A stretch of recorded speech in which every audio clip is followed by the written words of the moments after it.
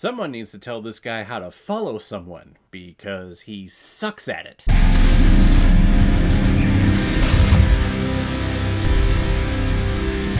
Body Double, released in 1984 and is directed by Brian De Palma, who's also behind such films like Dress to Kill, Scarface, The Untouchables, Carlito's Way, Mission Impossible, and Domino. And this film is starring Craig Wasson, Greg Henry, and Melanie Griffith. And the reason why we're talking about Body Double today is because it was a PayPal recommendation and donation from a big contributor and supporter of this channel, Jeff Fry. Thank you very much once again. Another one of your films that you sent over with your huge bundle at the beginning of the year. So another film I have never watched before.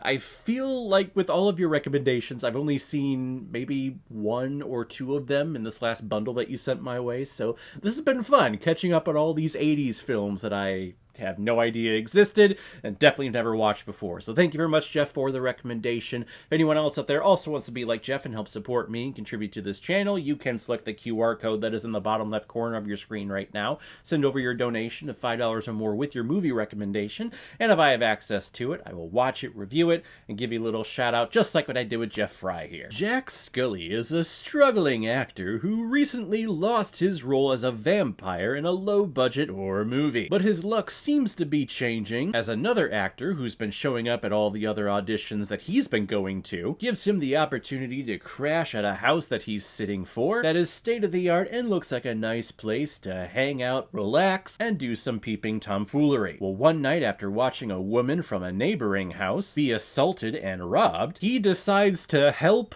by following her to see exactly who she is and what the situation that she is in is, so that he can help her? This is probably the biggest question I have for this movie, is what exactly was going through his mind when he made the decision to, I don't know, follow this woman, because he sees this ugly-looking Native American person following her, so he thinks to save her, he also needs to follow her, and does a shit job of it, by the way. He's following like 6 feet behind the woman, and when she goes into a store in the mall, he's just peering through the window, not concealing himself at all, to where all of the workers in the store go, that guy's a peeping Tom, he's being creepy, let's get mall security over here to take care of him. And then something tragic happens to the woman, he feels sad, so how is he going to cope with that? Well,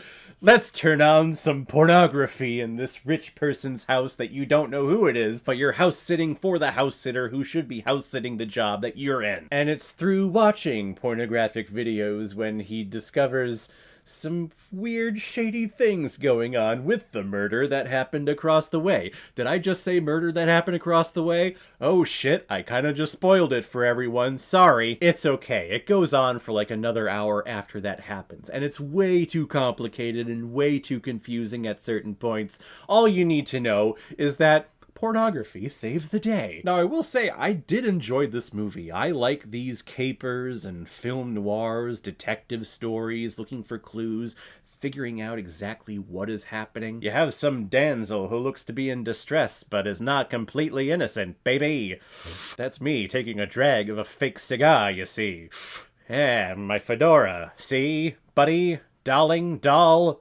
Baby? But I do love these types of movies, and watching it, I was getting a lot of Alfred Hitchcock vibes. I feel like Brian De Palma took all of his favorite Hitchcock movies and just took little elements and combined them all and made this movie. There is Rear Window in here, there's a little bit of Psycho and shit that's going on. We have Vertigo elements, maybe not with Vertigo exactly, but Jake does suffer from a debilitating fear of allowing himself to live and to accept things in his life. I forget the exact thing that goes on. When he starts feeling this fear is that he completely freezes up.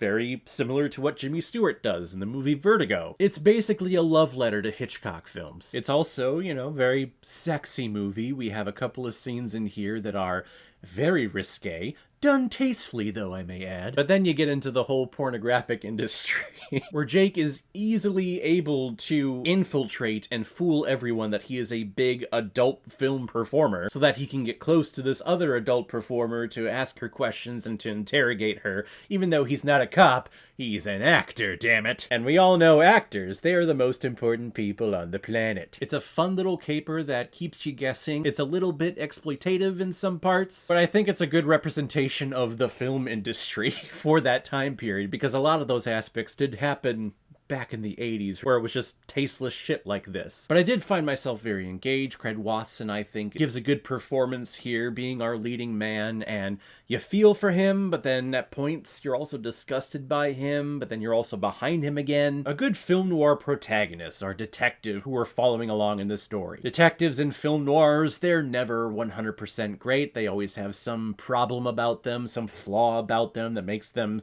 a little bit of a shitty human being, but in the end, all you want to see is to see them succeed, basically. Body Double is a fun little film noir that I would definitely recommend and hope you go check out after this review. I'm gonna give Body Double 3.5 out of 5 Blu-rays. I am above average. So guys, if you've seen Body Double, what did you think about it? Or if you've never seen it before and you stumbled across because of this video, then comment below and let me know what you thought about it. And as always, if you like what you see here, if you like my take on movies, then hit the subscribe button and make sure you hit that bell so you'll know the next time I release my next movie review. So guys, I will see you next time on the channel, but in the meantime, be well, be good to each other, and go watch a movie.